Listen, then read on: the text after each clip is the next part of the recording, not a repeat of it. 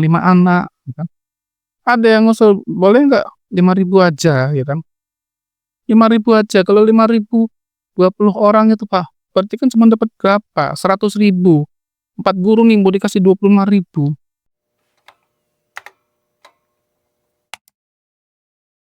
Bismillahirrahmanirrahim. Assalamualaikum warahmatullahi wabarakatuh. Alhamdulillah wassalatu wassalamu ala Rasulillah wa ala alihi wa ashabihi wa mawalah. Amma ba'd. Kuna fiddin asyhadakumullah. Pada kesempatan ini izinkanlah saya membahas sedikit permasalahan yang mungkin dianggap sebagian orang menganggapnya perkara yang tabu ya. Pamali kata orang Sunda gitu ya. Yaitu permasalahan tentang hukum seorang dai atau ustadz yang menerima amplop ya, atau apa ya bahasa mudahnya ya, bayaran lah gitu dari dia berceramah atau berkhutbah. Sebagian orang ada yang bersikap terlalu keras ya, menganggap bahwa amplop ya atau upah bagi seorang ustadz itu tidak pantas ya. Karena kan ustadz itu kan penerus Nabi dan Rasul, dan di Al-Quran bertebaran ayat-ayat yang melarang seorang Nabi atau Rasul itu menerima upah dari kaumnya ya. Misalnya Allah berfirman di surat Yusuf ayat 104 ya, "Wa ma tas'aluhum 'alaihim ajran in huwa illa dzikrul lil alamin." Dan engkau tidaklah boleh mengambil atau meminta dari mereka upah, karena ini adalah peringatan bagi seluruh alam semesta ya. Seorang nabi itu nggak boleh minta upah dia. Surah Al-An'am ayat 90 Allah berfirman, "Qul la as'alukum 'alaihi ajran." Katakanlah, wahai nabi ya, aku tidak meminta kepada kalian upah ya. In huwa illa dzikrul lil alamin. Karena ini ya, seruan dakwah ini adalah peringatan bagi seluruh alam semesta. Ada juga ayat yang sering dibaca kaum muslimin ya, surat Yasin ayat 21. Ittabi'u man la yas'alukum ajran. Ikutilah dia atau Rasul itu yang dia tidak meminta kepada kalian upah ya. Nah, ikhwafina sadakumullah, yang perlu dipahami adalah bahwa ayat ini kan khitabnya adalah para nabi dan rasul ya kan. Yang mereka itu memang untuk utusan Allah Subhanahu wa taala, menyampaikan agama ini kepada manusia ya. Karena ini adalah perkara mulia, Allah melarang mereka mendapatkan upah dari kaumnya, termasuk Nabi kita Muhammad SAW. Tapi kita harus paham ya, membaca sirah nabawiyah ini harus apa ya Pak ya, jangan setengah-setengah itu, harus utuh. Kita membaca Nabi SAW itu adalah seorang pedagang.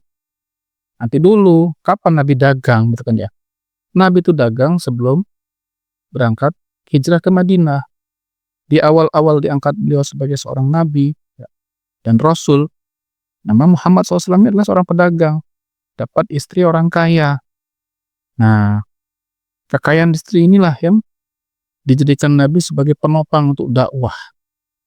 Nah, sampai akhirnya karena Nabi ditentang kaumnya, ya, Nabi sudah nggak sempat dagang lagi ya kan, karena dakwah ini menguras waktu, tenaga. Sudah perlahan-lahan harta Nabi habis gitu ya. Apalagi sampai ketika Nabi diboikot di sebuah lembah selama 3 tahun ya, nggak bisa apa-apa, habis dah. Gitu loh. Kemudian Nabi hijrah ke Madinah, barulah ceritanya berubah. Nah, Nabi udah nggak pernah dagang lagi. Beliau fokus dakwah dan juga mendapatkan perintah Allah untuk berperang. Dari situlah Nabi SAW akhirnya bisa hidup, yaitu apa? Nabi mendapatkan ya 1/5 atau sekitar 20% dari harta rampasan perang itu. Baca surah Al-Anfal ayat 41 ya. Istilah Nabi hidup, Pak. Bahkan Nabi SAW itu sampai bersabda, "Wa ju'ila rizqi tahta zilli ramhi." Allah jadikan rezeki itu di bawah ujung tombakku. Kan? Ini menunjukkan bahwasanya apa? Ya, kalau Nabi SAW nggak boleh nerima upah, ya kan? Kalau Nabi SAW sudah nggak punya waktu untuk mencari nafkah karena habis di dakwah, maka Allah menyediakan bagi beliau sumber pencaharian yang lain gitu, yaitu dari rampasan perang. Nah, hari ini Pak, hari ini ya para dai kita, para ustadz kita, ya kan? Ini bukan kayak zaman Nabi yang sering terjadi peperangan, yang dapatkan jatah. Mana ada gitu. Kita hidup khususnya di Indonesia ya dalam keadaan damai ya kan.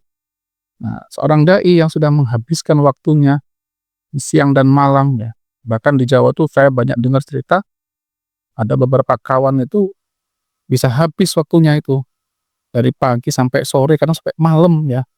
Bahkan sampai ada cerita seorang ustadz yang jatuh ya ke jurang gitu karena kecapean ya, dari subuh dia sudah ngisi pengajian sampai sakit gitu Pak. Bayangkan itu aja set pengajian ada yang ngasih amplop, ada yang enggak, ada yang cuma ngasih hasil bumi, misalnya ngasih kopi, ngasih pisang. Masya Allah gitu ya. Ini harus kita pahami dengan baik permasalahan ini. Jangan salah kita dalam membaca dalil-dalil Al-Quran, ya kan? Sekarang cobalah Bapak renungkan, ya kan? Bagaimana kalau ya kita ini mau minta bantuan seseorang, ya kan? Ya, misalnya acara-acara pernikahan itu, Bapak ngundang grup nasyid itu kan ya, itu nggak dibayar apa? Kan nggak mungkin, ya kan? Bapak undang artis ya supaya acara pernikahannya lebih meriah untuk nyumbang lagu, nyanyi. Memang nggak bayar itu kan. Kita ini lucu kaum muslimin ini. Ya, untuk urusan dunia kita jor-joran, ya kan? Berani ngeluarin berapapun, itu kan ya. Coba Bapak browsing di internet tuh berapa tarif artis-artis terkenal itu. Rata-rata 25 sampai 50 juta. Gitu kan? Level Raffi Ahmad itu, Pak. Artis-artis sinetron itu ada itu saya browsing tadi Amanda Manopo 400 juta per episode, ya kan? Artis-artis figuran 4,5 juta ya sampai 20 juta per bulan. Ngundang penyanyi Pak, yang terkenal Rosa misalnya bisa dapat 500 juta per penampilannya, ya kan? Untuk urusan dunia ini kita jor-joran, Masya Allah. Tapi untuk urusan akhirat, ya kan? Untuk ngundang ustadz pengajian, ya kan? Ngisi ceramah, kasih aja merahnya 1, astagfirullah, ya kan? Gimana kita ini mau masuk surga, ya kan? Untuk kita bayar guru ngaji, ya kan? Guru TPA, ya kan? Untuk ngasih mereka sedikit, ya, menghibur hatinya, menghapus lelahnya. Dan berapa itu Pak? Coba tanya tuh. Berapa Bapak berani ngasih upah kepada guru ngaji anak-anak Bapak yang privat, ya kan? Yang di TPA. Sampai saya pernah dapat cerita seorang guru TPA itu mengumpulkan wali-wali santrinya, nah calon wali santrinya. Ini Pak Bu, ya mohon maaf, kita ngambil SPP, dikarenakan guru-guru ini kan jika kita manggil mereka kan nggak mungkin kita nggak ngasih apa-apa. SPP kita ini kita variasikan aja Bu ya. Nah, ini udah lama Pak, 15 tahun yang lalu mungkin. Ada pilihan terkecilnya 10.000 atau 15.000 atau 20.000, ya kan? Nah, murid kita 20 nih Pak, tuh gurunya calonnya 4 orang, 1 orang megang 5 anak, ya kan? Ada yang ngusul, boleh nggak 5.000 aja, ya kan? 5.000 aja, kalau 5.000 20 orang itu Pak, berarti kan cuma dapat berapa? 100.000. 4 guru nih mau dikasih 25.000. Masya Allah ya, alangkah jahatnya kita ini, ya kan? Tapi kalau anak kita untuk bimbel, ya kan? Untuk SPBN, untuk ujian akhir, untuk bisa masuk PNS dan macam-macam, berapa juta pun kita keluarkan. Kita sering menganggap ilmu agama ini sebelah mata, ya.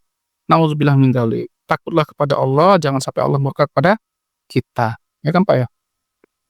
Itu saya sering nyampaikan di beberapa tempat ya, walaupun cuma ngobrol berdua bertiga, ya kan?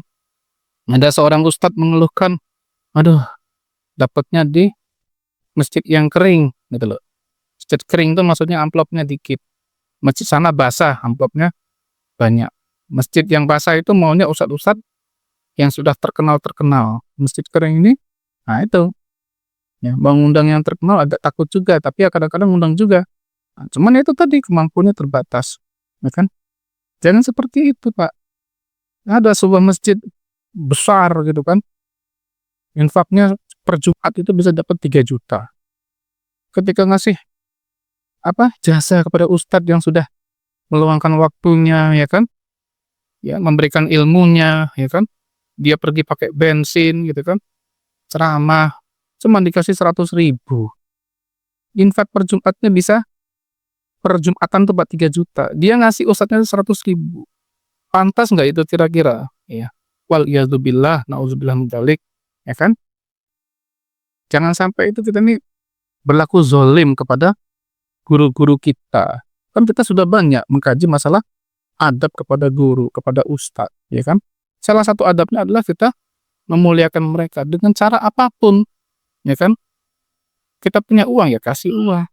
Makanya Jumatan itu Pak, ya kalau bisa sih jangan cuma datang bawa muka doang gitu loh.